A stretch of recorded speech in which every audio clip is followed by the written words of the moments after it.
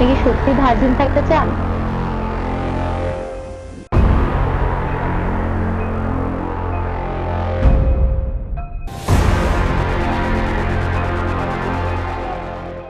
বন্ধু, আজকে আসছো, খুব ভালো লাগতেছে আমার। আমাদের চূড়ান্ত পর্যায়ে কিন্তু আমরা চলে আসছি। আলহামদুলিল্লাহ, শুভ কাজের আলোচনাটা করতে পারি। তাহলে মেয়েকে নিয়ে আসো, তাহলে দেখা সাক্ষাৎ হোক। আচ্ছা, ঠিক আছে। দাদু, আসসালামু আলাইকুম। ওয়ালাইকুম আসসালাম। বাবা, চা খাবে না কফি খাবে?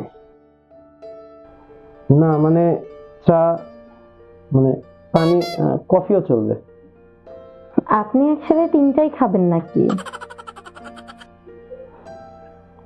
আসলে আমি একটু মানে ভাজিন টাইপের মানুষ তো।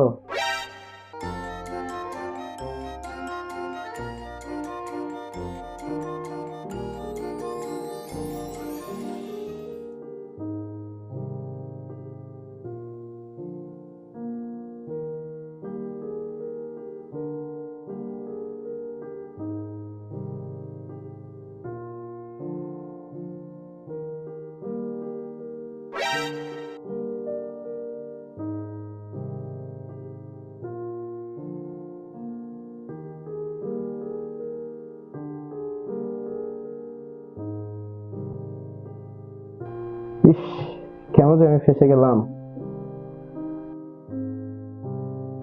আমার বোধহয় আর ভার্জিন থাকা হলো না। আপনার সমস্যার সমাধান আমি করতে পারবো, এখানে এসে বসুন। কি ব্যাপার, এত দূরে বসে আছেন কেন? না মানে আমার একটা গোপন কথা আছে। জি বলুন, আপনার সকল গোপন কথাই তো শুনবো, কিন্তু কাছে এসে বসুন। তাহলে আপনি আমাকে বিয়ে করলেন কেন? না মানে আসলে আমি বইয়ে পড়েছি বীর পুরুষেরা ভার্জিনের ছিলেন। বিয়েটা যেহেতু হয়ে গেল, তারপরও আমি আসলে বিয়ের পরেও ভার্জিন থাকতে চাই। এগুলো মজা বাদ দিন তো।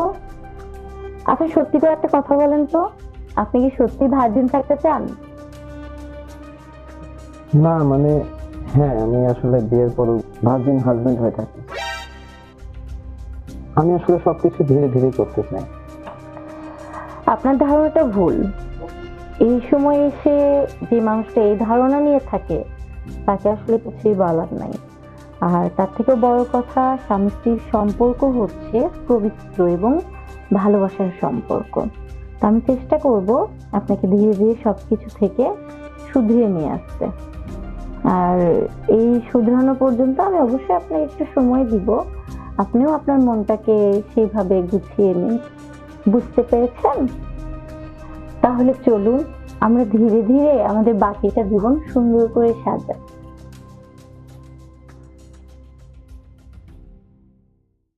তাহলে আমি এতদিন ভুলের মধ্যে ছিলাম, আজ থেকে আমার জীবন তোমাকে পেয়ে পূর্ণতা পেল।